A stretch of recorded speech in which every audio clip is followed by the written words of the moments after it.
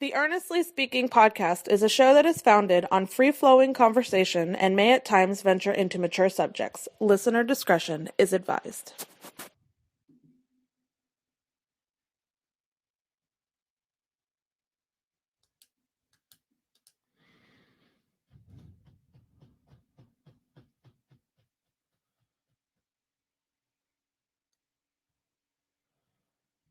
To mature subjects. Listener discretion is advised.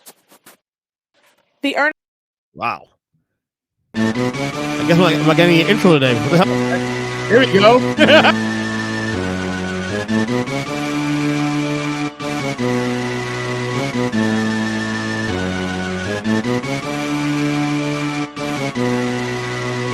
No, let's screw it. Screw it. Earthly podcast. For some reason, my intro won't play properly. What's going on here? I don't get it. There you go. All right, here we go. Speaking podcast.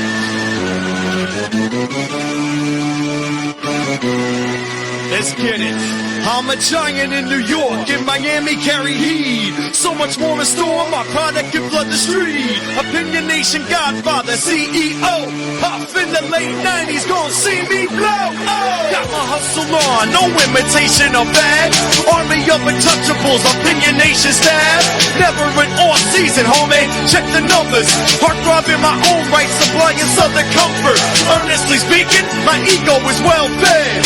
Earnestly speaking, you're too feeble and no threat. See, I'm like a hurricane, you're a mild breeze. Earnestly speaking, leaving Eli a dynasty. Shake! As I said, the podcast coming to you January 17th, 2023. Sorry for the mishap there, folks. We're gonna leave it on the podcast. I don't give a damn. Zachary, what's up, Degenerate? What's going on, man? I can't call it, man. How'd you do this weekend on your bets for Super Wildcard weekend? How'd you do? I hit every single football game except for one over on the goddamn Lions. And didn't you think that we were well on the way to do the over in the first half? What was it, like 31 points at halftime? I'm thinking, oh, this is beautiful. Yeah. I had the over too, and sure enough, things slow down there. But yeah, I also had a two team parlay. Because I think Hard Rock gave me a $20 free voucher, whatever you want to call it, free bet. So I applied it to the Bills covering, which they did, and I had the over in the Eagles Bucks game, and I missed 1.5 points. Dude, God, I hate myself. what's embarrassing is Just teased it. I wasn't even the best gambler this weekend in the house. My wife went. Oh, My wife went money line Packers and Lions. yo, really? She had no faith in the Cowboys. She's a smart woman. You married well, buddy. You married well. Do what she says going forward. Just saying. She knows what she's doing. So, anyway, it is divisional weekend. Before we get to the picks, and best bets, rather, not just picks, best bets. What was your takeaways from the wildcard weekend? Aside from gambling, of course. Youth. It was almost all about youth and that and weather. Weather was a massive difference for multiple teams. The youth part I agree with because, like, obviously you see the Texans and what C.J. Stroud, those guys are doing. The Packers were the youngest team in 50 years to make the playoffs. Yeah. Who else youth-wise that played a part in this? I mean, you're right. That definitely had an impact on there. The weather, of course, obviously the Bills game postponed to Monday. The Dolphins-Chiefs game was obviously, I just saw a report today that according to this report I saw, 15 people had hypothermia after the game. I'm not shocked by that at all. Yeah. Just with the fan base, so yeah. Hey, the loyal as hell, man. So it is what it is. They crazy ass people. I was inside my house with hot chocolate. I'm good. Anyway, we got 4 games this week coming up. This is the first one here. Texans at Ravens. Ravens 9-point favorites over under 44. So Ravens been off. Technically, they've been off 3 weeks now. Technically 3 because they didn't play week 18. They also didn't play last week because of the bye week. So they haven't played. Lamar and company hasn't played in a little while. So it brings up the old question we heard for years: is too much rest too much? I don't know. We shall see. What do you think? I think that is one of the few teams where it has nothing to do with the rhythm of the offense. Mm-hmm. All about the health of that offensive line. Yeah. And to give your offensive line 3 weeks off, that's massive.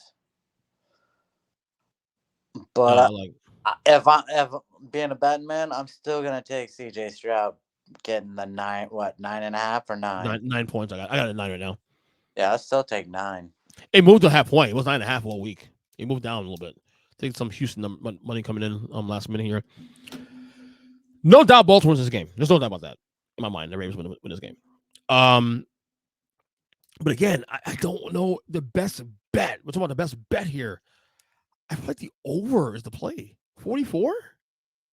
Yeah, you might be right. I mean, I say that, but then look what happened to Rams and Lions game. You know, just saying. I mean, you don't know. Maybe Baltimore's defense also shows up, and they pitch a shutout. Or, For reference point, these two teams played week 1. I think Baltimore won that game. I think 22-10 or something like that. Wasn't a really pretty game, to be honest with you. So it's funny. The Texans start their year against the Ravens, and they might end their year against the Ravens. So I'm taking the over this game. You gonna take Houston? Yeah, I'm taking Houston with the points. Okay. We'll see what happens here. All right. Saturday night game, which I believe you and I, hopefully Chris, will be getting together for. The Packers at Niners. Niners are 9.5 point favorites, over under 50.5. So Packers pulled the upset last week. Massive upset. We thought maybe the Cowboys would shake things up. Well, as of 2 hours ago, Mike McCarthy has a job still, and he will be returning as head coach next year. It's confirmed by multiple sources.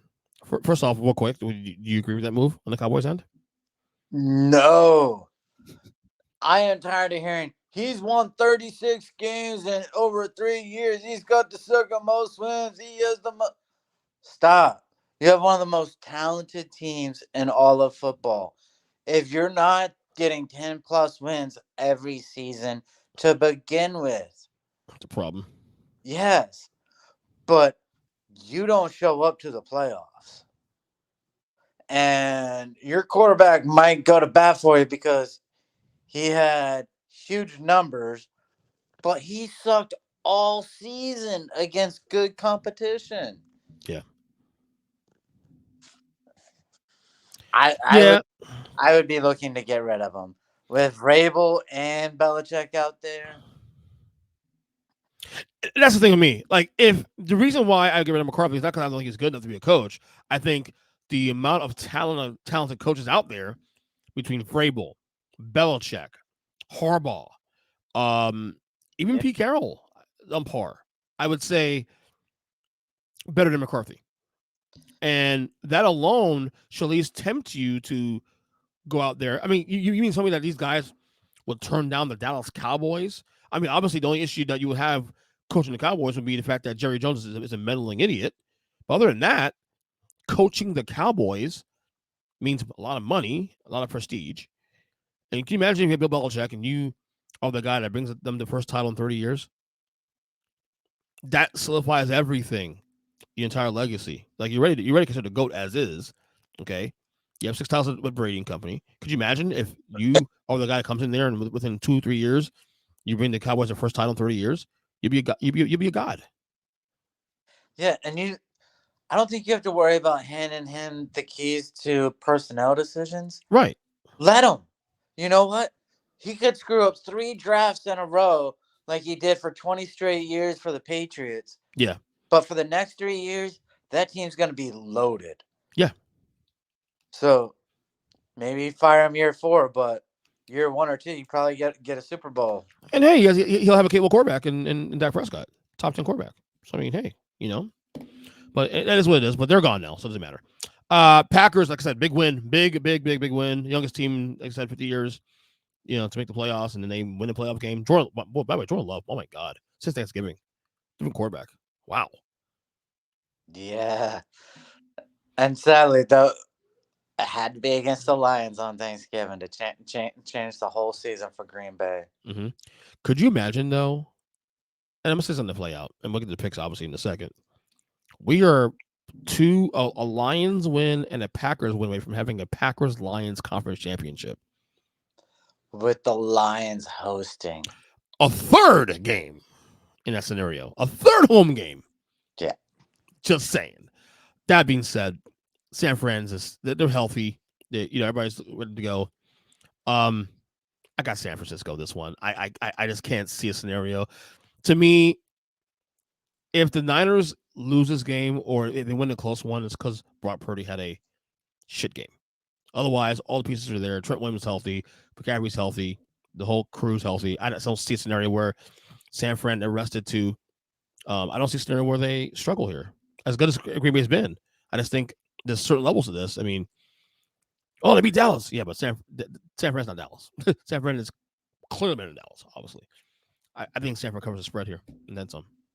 Give me San Fran. I'm a little hesitant on San Fran covering the spread, only because I was mesmerized by Jordan Love last weekend. Mm-hmm. Dude crushed it on his. So this time around, I'm going to play a little safe, and I'll take the over in the game. Because, again, I think San Fran will win the game, but I think it'll be probably only by a touchdown, and it's going to be really high scoring. Okay. All right, next one, Sunday, we got the Buccaneers and at the Lions. The Lions, as we said, 6.5 point favorites. The over-under is 48.5. So, Baker Mayfield, comeback player of the year, right? I mean, your contenders are following him, DeMar Hamlin, and Joe Flacco, I guess. Probably. I mean, Hamlin is obviously the those are probably my choices. Yeah, I gotta go Baker, because Hamlin played like 3-4 snaps all season. That's what I'm saying. He played a lot of games this year. I mean, obviously it's the feel good thing, and I get that. I'm not trying to knock it, but context matters. I mean, Baker Mayfield took a team that we thought would be a middling to last place team in the South to not only win the division, they win a playoff game. Yes. This wasn't supposed to be his team this year. Wasn't Kyle Trask supposed to be the starting quarterback this year? Look, I'm still confused how you can only put up 9 points against Atlanta and then throw up almost 30 against the Eagles. Didn't say it was pretty. Didn't say it was pretty. Made any sense. I'm with you, brother. Detroit. Man, what a fun story. So happy for those guys. The whole world pretty much thought they were going to lose that game with the Rams going to it. I mean, I know they're favored by 2.5 points, but come on. I picked the Rams to win this game. Everybody else picked the Rams to win this game. I mean, this team, it kind of has a little bit like a sneaky feel team destiny thing going on right now. I don't know if it'll be San Francisco, but I don't know. I like this Detroit team. I really do. I like Detroit to cover this weekend. I think they got a gift from the NFL gods by getting to play the Packers. Oh, the Buccaneers. The Buccaneers. Excuse me. Well, maybe next week. We'll see if they can do the job. Play Baker, who is typically erratic. Mm-hmm. You're going to be lucky to see him complete 60% of his passes. So if you can guard against the deep balls to Mike Evans and Chris Godwin, you're all right. So you're taking Detroit, cut the cover 6.5? Oh, yes. Well, I'm going to take the under in this one. I'm actually worried. I'm the same way you look at San Francisco and Green Bay and worry about them covering.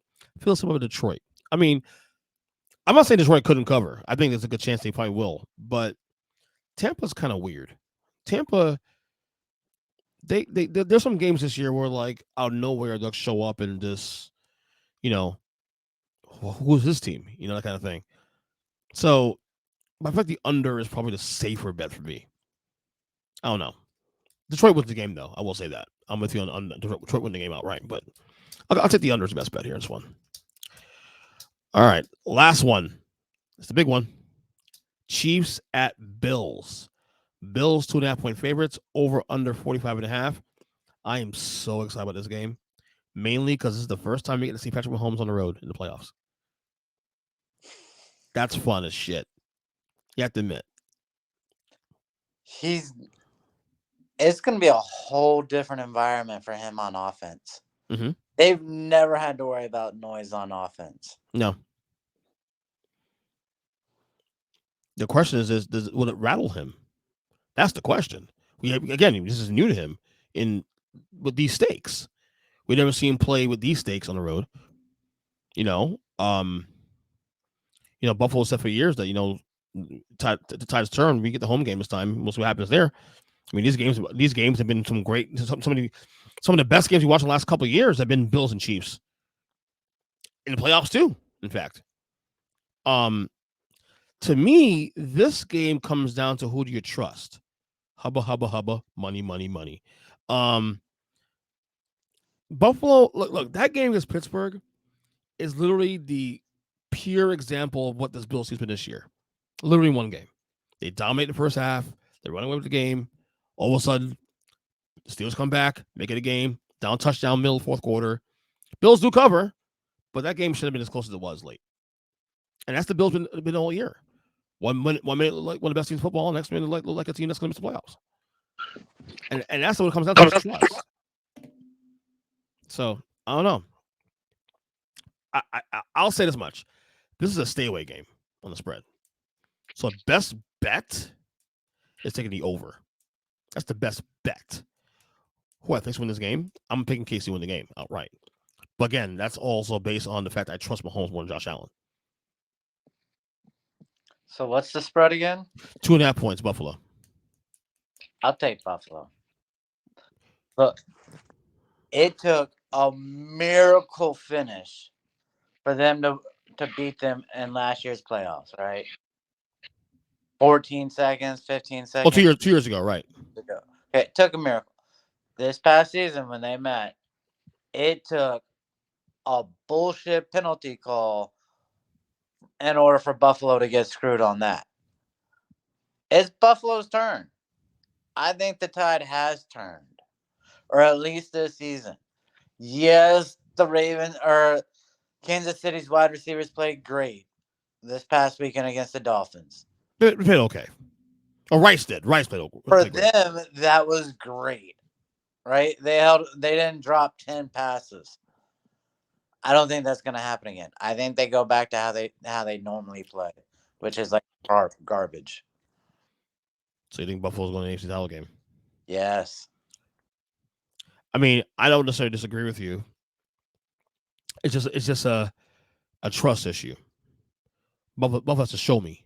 I need to see one complete game from Buffalo, start to finish, where they don't shit the bed. It's the Steelers, for example, where like the Steelers were a touchdown away from tying that game. But that was also the epitome of the Steelers season. Get way down early, start a climb, be in the game in the fourth quarter, and catch a break. Right. That's what they did all season. And this time they didn't catch a break. Well, I mean, we'll see what happens. Obviously, this is the game of the week, obviously. This is the game, I think, of all the 4 games, hardest to pick. But we'll see. We'll see how that goes. All right. One last thing is out of here. This is a shorter episode because obviously there's less games to cover now this week. NBA thing I want to touch on real quick. And Shaquille O'Neal is going to be getting his name ducked in the Ring of Honor, the first name ever in Magic history, Orlando Magic history. People forget that he played for Orlando Magic for the first 5 years of career. Is it 5 years? Yeah, 5 years. And I'll play a clip I saw late last week. It's on Nightcap with Shannon Sharp, and he had Gilbert Arenas on the show. He has him on like once or twice a week, and they were discussing Shaq's legacy in terms of Orlando and whatnot, and he's the greatest Magic player of all time. Gilbert Arenas has actually had a very surprising take when it came to this. Here's the clip here. Closely behind Dwight, Oh, you think you get? Oh, you got Dwight In Magic history, Who you know, you got? was only there 4 years. That's it, right? Like we're not talking about Shaq's body of work. We're just saying Orlando. That's 4 years. I mean, yeah, you was breaking backboards and stuff, but 3-time All NBA Defensive Player of the Year. You got rebounding champ, All-Star, 6 All NBAs, and 6. Like his resume is just bigger than Shaq's in that jersey. Yeah, The impact. I mean, the better player, of course, talent-wise, Shaq, but in that jersey, I can see White. Right. Shaq made a statement earlier when he Rookie of the Year, averaging 23.4 points, 14 rebounds in his first. All right, so I mean that's Gil Arenas' thoughts on there. I gotta be honest, he made a compelling case. He's not saying Dwight's better than Shaq overall. He's saying comparing to Orlando careers, he would say Dwight it made more impact. And here's a case he has. I will say too. Also, both made the finals, lost, but both made the finals. Dwight had a couple deep boys there, as you mentioned. I don't know if I necessarily agree with him, but I can see the case made for Dwight being at the very least on level with Shaq in terms of the Orlando career. Now, impact-wise, I would say Shaq taking a Magic team that was literally trash because it's like year 3 or 4 into the existence of the franchise in 1992, and literally make this team relevant immediately on command. I remember that like yesterday because the first game he ever played was against the Heat, his rookie year, and gave me nightmares the first game. So I remember that night. But I see the case he's making for Dwight. What are your thoughts on this? Maybe it's because of my age. Mm-hmm. But for me, there is no greater Magic player than Shaq. I hated Shaq so much when he left Orlando for the Lakers. Mm-hmm. Like, I've never hated a player for leaving a team, one of my teams, to go somewhere for money. Like, I hated Shaq for leaving. Because at the point he left, he was the most dominant player in basketball. Yeah. And what he could have done for the Magic always had you dreaming. He also made it a destination for other players to want to come to. Yeah. Whereas Dwight, I get the resume thing. So it puts him close to Shaq. But if you are anywhere from up, go ahead. I think you're a Shaq guy. Mm-hmm. And I feel like with Shaq, especially too, and you and I are the same age, so we can actually relate to this. That's one of the biggest what ifs in the history of the NBA is what if he stayed in Orlando, after 96. Obviously, the Bulls dominated there, the tail end of the 90s, but as we saw what happened in 98, after 98, Jordan retires. The Bulls break up. The East Conference is wide open at that point. Crying out loud, you had an 8-seeded Knicks team in 99 going to the finals that year. You mean to tell me Shaq and Penny, a healthy Penny and Shaq together doesn't break through and win a title at that point? At some point in those next couple of years? Oh, and don't forget also too, the Lakers won 3 in a row, but that's with Shaq. Shaq's not in LA in the scenario. Shaq's in Orlando in the scenario. So I can argue that Orlando may have a case to win a title or two between 99 and 2003. I believe he would have won. I also don't believe that the Bulls would have had another 3 had he stayed in Orlando. That's how dominant Shaq was by the time he left, in my eyes. Yeah, I can see an argument for Orlando maybe breaking up that the last 3-peat Bulls team. That 98 team was very vulnerable, definitely. You had Pippen, who was not healthy at that point that year, with infighting too, which makes that year. I think that Jordan year is actually one of the most impressive years of his career, winning that last title in spite of all the shit around that team. I think 98 is probably George's most impressive season as a pro, given all that. Yeah, I can see a scenario where an Orlando team stacked to the gills at that point, maybe picking out one of the three Bulls title teams from the late 90s. Because that team was really good. That team was, they were young, and they went to the finals a year too early, but that team was really good. I thought that team was very, very solid. But that's one of the biggest what ifs in history is what Shaq stays. Shaq even says himself, I don't know if he really believes this, but Shaq did say himself in recent years that he regrets leaving leaving Orlando early as he did. Yeah, he probably regretted not understanding how much state income tax California was going to take out of his pay. That too. He didn't consider that either. But yeah, I asked you this because you're an Orlando fan, so you're definitely more impacted by this on a personal level than anybody I know. Oh, and Shaq leaving. A fan generation. So Right. 5 and over, I don't think anyone could put Dwight over Shaq. But Yeah, you could make the argument to put Dwight ahead of Shaq. You could. I wouldn't do it though. Yeah. I wouldn't do it because I think those teams was just amazing. I mean, again, they left one.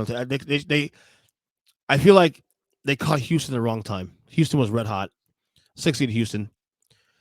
I still say, I look back at that series, if Dick Earnest makes those 2 free throws or 4 free throws, well, maybe it's a different series, maybe. It was totally over after game 1.